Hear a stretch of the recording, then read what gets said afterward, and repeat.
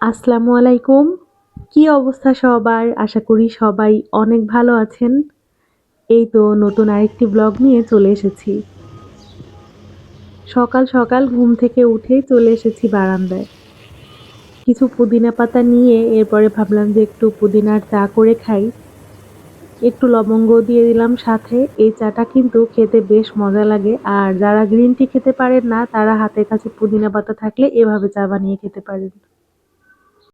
আজকে সকালে রান্না না করেই আরাফকে নিয়ে স্কুলে চলে এসেছি। ভাবছি ফেরার পথে একটু খাবার কিনে নিয়ে যাব। যাই হোক এরপরেই তো ভিতরে চলে গেল। আসলে ছোট মানুষ তো খুব একটা সময়ও লাগে না। আর এখানে একটা ফ্রেন্ড হচ্ছে বেশ অনেকগুলা সিঙ্গারা কিনে নিয়ে আসছে। আমরা সবাই মিলে এখন বসে বসে সিঙ্গারা খাচ্ছি। আগের দিন অবশ্য যেদিন স্কুল থেকে সিঙ্গারা চা খাওয়ালো ও কিন্তু আসেনি। তবে ও আজকে এসে আবার আমাদেরকে ট্রিট দিল, বেশ ভালোই লাগছিল। আর ওই দিনের আকাশটা তো মাশাআল্লাহ। এরপরেই তো আরাফের পরীক্ষা শেষ হয়ে যায়। বাসায় ফেরার পথে একটু পরোটা কিনে নিলাম, সঙ্গে একটু ডাল ভাজি। আরাফ তো একদম পাগল হয়ে যায় পরোটা দেখলে, আর ওরও একটু পেটে ক্ষুধা ছিল। সকালবেলা তেমন কিছুই খেয়ে যায়নি। তো এই তো বাসায় ফিরেই আমি হচ্ছে পরোটা আর ডালটা সার্ভ করে দিলাম, আর এখন সবাই মিলে সকালে নাস্তা করে নেওয়ার পালা। আজকে দুপুরেও অনেক রান্না-বান্না। আমি হচ্ছে তো বললাম যে সকালবেলা আসলে কোনো কিছু ছিলও না খাওয়ার মতো। তো দুপুরবেলা একটু কয়েক রকমের আইটেমই রান্না করে রাখবো।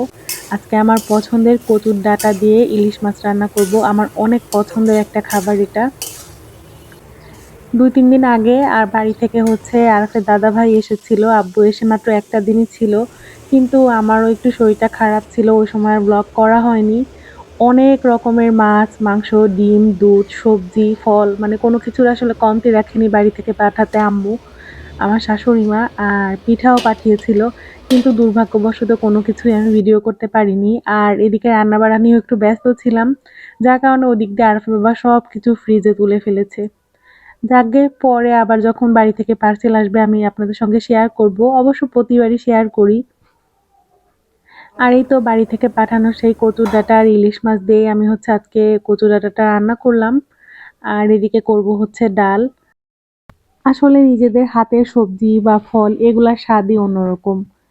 আর এই তো এরপরে আমি ডালে এখানে ফোড়ন দিয়ে দিচ্ছিলাম। আর ওইদিন ডাল রান্না করতে গিয়ে আমার একদম বিশ্রীভাবে হাতটা পুড়ে যায়। যার কারণে আমি ২ দিন কোনো রকম ভিডিও দিতে পারিনি। আবার আমারও পরীক্ষা ছিল। সেই পোড়া হাত নিয়ে আমার পরীক্ষা দেওয়া লাগছে। এরপর আর কি এই তো আমার রান্না কমপ্লিট হয়ে গেল। কচুর ডাঁটাটা আমি সুন্দর মতো ক্লিন করে নিয়েছিলাম। এতগুলা দেখা গেল কিন্তু রান্নার পরে এইটুকু হয়ে গেছে। তারপরেও যাই হোক আলহামদুলিল্লাহ। আর এই মাছটার নাম কি আমি নিজেও বলতে পারবো না, যেহেতু বাড়ি থেকে পাঠাইছে। তো এটাকে হচ্ছে আমি এখন ভেজে ভুনা করে নিব। মাছগুলোকে একটু তেলের মধ্যে ভেজে নিয়ে এরপর সব মশলাপাতি দিয়ে ভুনা করে নিয়েছিলাম, কিন্তু মাছ ভুনার সময় আর কোনো ভিডিও করা হয়নি। এদিকে হচ্ছে আরাফাইলকেও গোসল করাতে হবে, আর আমার হেল্পিং হ্যান্ড আলহামদুলিল্লাহ অবশেষে চলে এসেছে। কিন্তু ততদিনে হাতে বড় একটা ফ্র্যাকচারও হয়ে গেল। যাই হোক কি আর করা যাবে, কপালে যেটা থাকে সেটা তো হবেই। এদিকে আলহামদুলিল্লাহ আবার রান্না বাড়া শেষ হয়ে গেল। আর বিকালবেলা এখানে আমি বসে বসে আকাশ দেখছিলাম।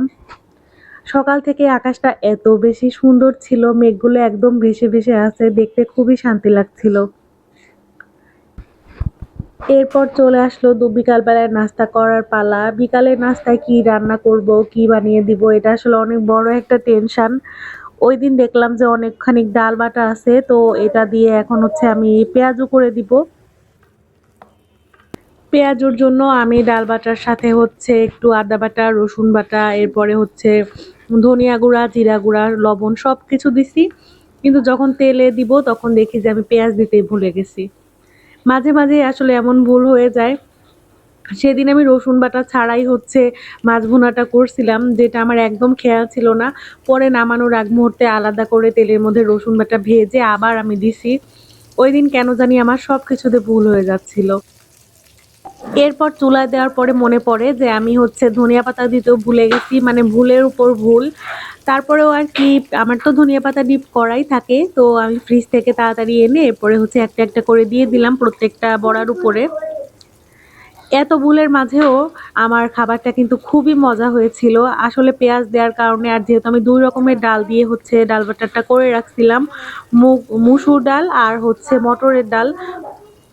তো সব মিলিয়ে হচ্ছে বেশ ভালো মতো আমি ভেজে নিলাম, এপিট ওপিট করে একদম লাল লাল করে ভেজে নিছি। আর এখন হচ্ছে সার্ভ করে দিব।